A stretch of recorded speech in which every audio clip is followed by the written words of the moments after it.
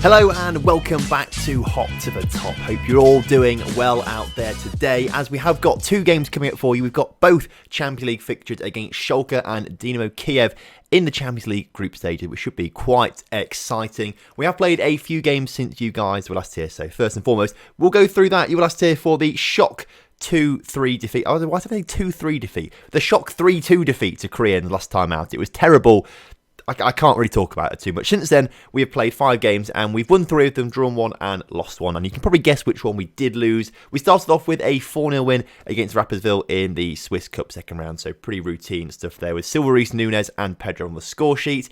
We then, unfortunately, lost 2-0 away to Barcelona, as probably expected, I've got to say, in the group stages against Barcelona. So fair play on that one. We did bounce back, though, with a 3-1 victory over Young Boys. Alex Reis-Guardado and Haldinho Bunce on the score sheet there. We had a 0-0 draw with Sion, which was a bit frustrating, I've got to say, but we did bring it back with a 3-0 victory over St. Gallen. Sergio Nunes and Thad Davis on the score sheet there. Nunes is the one scoring most of the goals, really, in recent games, I've got to say, and Selmy and Harry Kane both not really scoring goals, which is slightly worrying. As for the league table, we are still top of it, which is very good, even though we have lost 2 games so far this season. Zurich are the surprise package, coming in second at the moment on 16 points, with Young Boys behind them in 15 points, and Basel on 4th with 14 points. Thun and St. Gallen very close to them on 13, and even Lugano and Luzerne are pretty close by as well. So 9 games in, it's still pretty close. Closer than I think it's ever been for the past couple of seasons or so, which is quite interesting. Obviously, the game against Schalke coming up today will decide who's going to go into second in the group. Fingers crossed we get the big win against Schalke. Barcelona have already won both of their games against us and Dynamo Kyiv, so just us and Schalke kicking off for this first game. In terms of the lineup, well, it's looking pretty familiar, I've got to say, especially with this new sort of formation that we're going to pretty much stick with, I think, for the rest of the season. Kalas is in goal with the backline of Guardado, Ross McQuaid, Haldinho Bunce and Thad Davis once again. Silveris this time is currently injured, is out for another 3 weeks or so don't expect to see him in today's episode. Pedro and Lerma in that midfield. The partnership is starting to work out quite nicely, I think, with Alex Smith, Lo Celso and Randy Schneider in the attacking midfield trio, with Anselmi ahead of them today. He's not scored a goal in between episodes, but neither has Harry Kane, so I think it's probably time to give Anselmi a go and see what he can do up front. So then kickoff is upon us, and right at the very start, Schneider with a free kick onto the head of Ross McQuaid, who puts it just over the bar. That would have been a perfect start to the game if we could have scored right off the bat like that. This Schalke team do have a decent lineup, I've got to say, and actually I did check back as to how we've got on against them in the past. We lost to them once and we drew to them once, so actually we don't have a particularly good record against Schalke in the Champions League, so we need to watch out for that a little bit. I do think they have some similar players, because it was only 2 or 3 seasons ago if I remember rightly, so we do need to be a bit careful as Anselmi gets himself forward. His shot was blocked, but unfortunately for the Schalke defence, they only put it into the path of Giovanni Lo Celso. He puts that one into the back of the net, and 12 minutes in, we've taken the lead against Schalke in what I would argue is already a must-win game. If we don't win this one, we'll be 6 points behind Schalke and Barcelona, and at that point, it's very difficult to turn that around. So today is a must-win game, I've got to say. Luckily for us, though, we are doing that right now, going 1-0 up, and we've got a free kick on the edge of the area. Lo Celso just swing this one into the middle, goes for goal instead, grabs his second of the game, his third of the season, and we've doubled our lead on the 25-minute mark, which is fantastic stuff. So this puts me in a nice, comfortable position right now. All we need to do is qualify through our group. We might lose or draw a couple of games in the group stages, but we need to get through the group. That's the priority. And once we get through that, we can really hammer home in the knockout stages and really try and go for the victories there and see how far we can possibly progress. It's also quite good that we've got some decent teams, I've got to say, in the group stage. We could have had a much easier group, I've got to say. But I think because we've got Barcelona and Schalke and Kiev to an extent, we've got some really decent sides. We're tested very, very early on with some decent teams. So, as Schalke have just scored a bit of a soft goal there, I've got to say, if we came up against, like, I don't know, Benfica and all the other weaker teams in each individual seeding, and we had an easy ride through into the knockout stages, I think we would have found it harder in the knockout stages. That's my thinking, at least. I think we've got these tests early on, we can better prepare ourselves. Potentially, though, I am talking absolute rubbish with that, and having some tests in the group stage won't help us out at all. Losing the first knockout round to, I don't know, Basel or something like that would be quite frustrating, as Guardado on the ball shoots, and to be fair, good save from the goalkeeper. Resulting corner is being put into the middle by Lo Celso. Cleared, but only as far as Ross McQuaid, who can't do anything with it apparently. So, as we approach half-time, we are still leading today's game, but Schalke looking to try and get back into the game by equalising. Gianluca Itta up towards his winger, back on the ball, gets it back out towards his centre-back, who plays it all the way back to the goalkeeper, who's under a bit of pressure there from Anselmi, but Anselmi doesn't really do much in the end as Pasalak on the ball. Good pressure from us, I've got to say. I'm pleased with the pressure we're showing, although that ball forward was fantastic. And good save from Kalas, I've got to say. Otherwise, that was a certain goal. Again, though, Schalke are feeling their way into the game, obviously showing why they are such a good side. And they're getting back into it now. McKennie on the ball up towards their winger, number 27, breaking past the defenders there. Can he get a good cross into the middle? Thad Davis can't quite get the tackle in there, and it's just about cleared away. I think actually the pass out rather than the clearance. And Alex Smith gets a great block there, and he's now on the break. If we can grab a third goal before half-time, that would be phenomenal. Alex Smith racing forward, shoots. The goalkeeper there, I was going to say Pasalak, but that's the right back, of course. They've got a very similar name, the goalkeeper. Pascal, I think he's called the keeper. He makes a good save either way, but again, Schalke in this first half are really trying to grab an equaliser before half-time as Pascal, not Pasalak, Pascal in goal, gets it cleared. Itta on the ball, up towards that winger once again. It looks very dangerous there, number 27. He puts the ball into the middle, and it's hit the post. Schalke are coming ever closer in today's game, and I'm getting a little bit worried about it as their corner put into the middle, cleared only as far as our players actually, which is fantastic. If we can get on a counter-attack again here, that would be great. As Anselmi's gone down injured, and it looks like maybe it's a bad injury there. He's had to come straight off, potential lower leg injury. Please don't be a broken leg or anything like that. Harry Kane's got to come on the pitch for him instead. Half-time, though, we are 2-1 up. Unfortunately, Basel are losing 2-1, so that's not good for all Swiss clubs out there. Fingers crossed, though, we can make our way through to the later stages. Come on, boys. I'm expecting some big stuff here. Free kick for Schalke, then, into the middle, and it's just gone over the bar. Schalke are really knocking at the door, and I can feel a goal coming as Alex Smith has apparently picked up a tight calf, wants to come off the pitch. We'll bring Nunez on for him in that position. He's currently quite tired. That's why he's not been playing today's game. But so's Lo Celso. So at this point, do we bring Brian Gill on in the middle there? That might work out a little bit. Put him back out a little bit wide. That might help us out a little bit. So two changes there in the attacking midfield. Schneider can't get the tackle in. Haldino Bunce clears it though. Nunez up towards Harry Kane, who holds it up quite nicely. Back to Nunez, who breaks through the defence there. Can he get it out wide? No, he just loves to take it on himself, Nunez. Nunez wins the penalty. No, he doesn't get into Schneider, who puts it just wide. I thought he'd won a penalty there because it all seemed to stop. Unfortunately for us, it didn't because obviously we put the ball wide after that. We've got 20 minutes to hold on though. Can we do it? As Nunez with a free kick. Come on, lad. Oh, he's narrowly putting that wide of the post. 18 minutes to hold on. We just need the win here today. The win here today is the most important thing. Schalke, though, doing everything possible to avoid that happening, and Itta's shot was extremely powerful. Kalas can't hold on to it. And it goes into the back of the net. Let's just watch this then on the replay. The ball across was a good one, to be fair. And Itta, yeah, Kalas, he just couldn't do enough about it. It was too powerful. Can't get a good hand on it.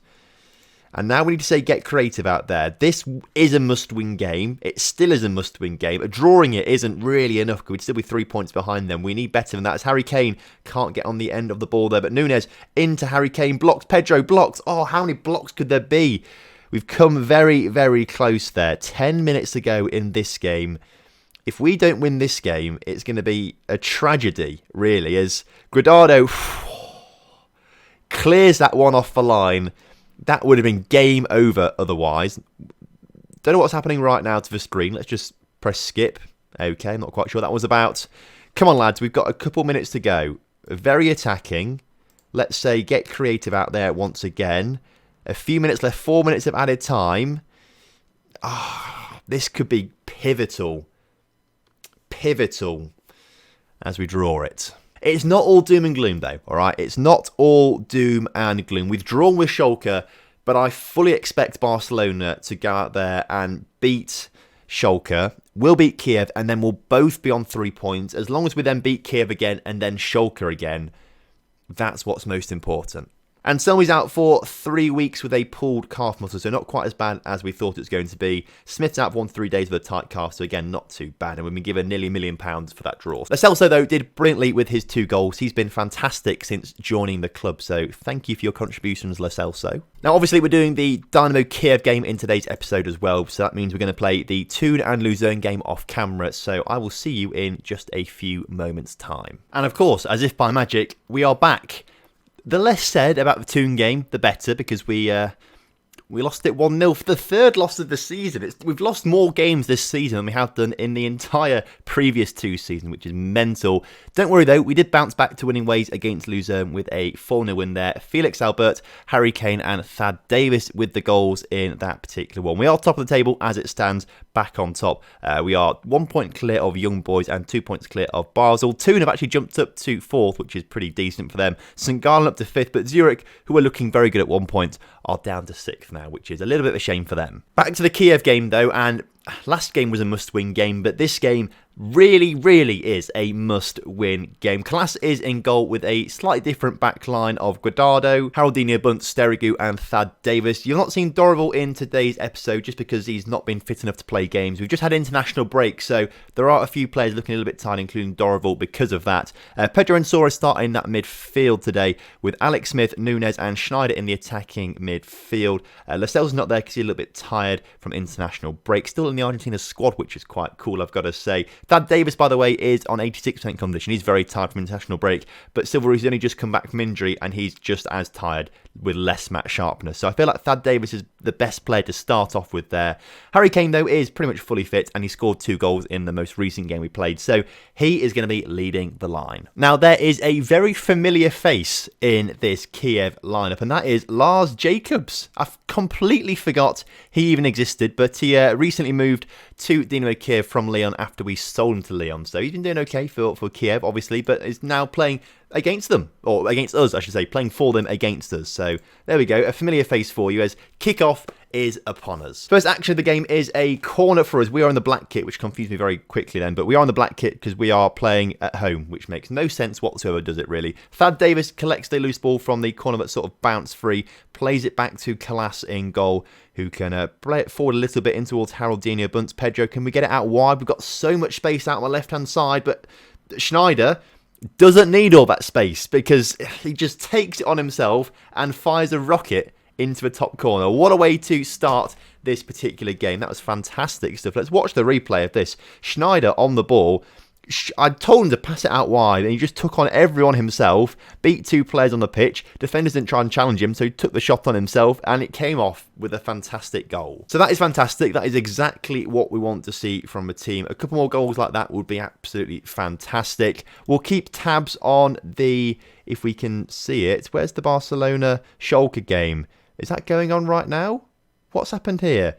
Schalke, oh yeah, it's there. I was very confused because I saw Schalke go top of the group then, but couldn't see them on here. Schalke took the lead against Barcelona. Barcelona now back drawing with them. Barcelona, please do your business and get the win because that is the most important thing for us right now and our chances of progressing into the later stages. As Nunes fires in I tried to say terrific, but then wanted to say superb, so I just started to go in superb, terrific, whatever it was a fantastic goal. I also went to take a drink and then missed a goal because I was drinking at the time. So we've just scored another one, which is fantastic stuff. Guardado gets us one, collects the cross and just takes it on his man and fires it past the keeper there. So we're now 3-0 up after 20 minutes. I'm pretty confident to say we should be beating Kiev today. In the meantime, Barcelona have gone 2-1 up against Schalke, which means that we are level on points with Schalke. They will stay ahead of us even if we get better goal difference because they have a better head-to-head record against us.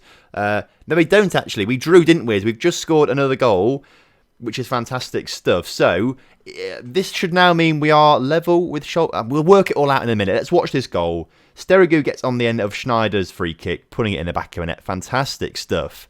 So we are now level on goal difference, but they've scored more than us, so they will stay ahead of us. If we score another one, we'll go back ahead of them, because actually the head-to-head record doesn't count, because we drew, didn't we? So, keep scoring goals, lads. That's the best way to do it. Keep scoring goals.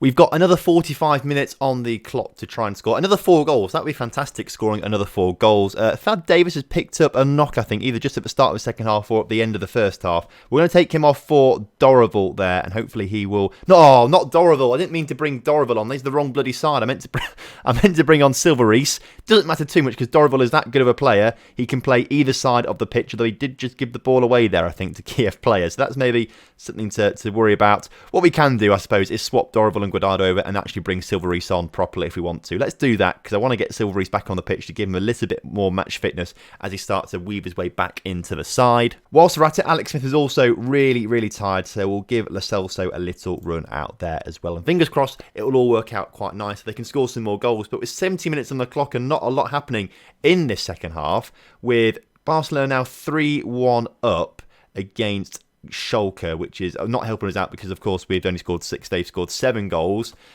Come on, then. I'm expecting a big, big win. I want one more goal out here, please. One more goal. It's not quite happened, but we have managed to win 4-0, which I think is fantastic. We started off today's episode a little bit shaky, I've got to say, with that 2-2 draw. We then went really terrible off camera by losing 1-0, but we've had 2 4-0 wins in a row, one on camera, obviously, so that's quite positive. We are going to play the other Dynamo Kyiv game off camera because we're not too interested about Kiev. We've seen us beat us 4-0. It'll be fine.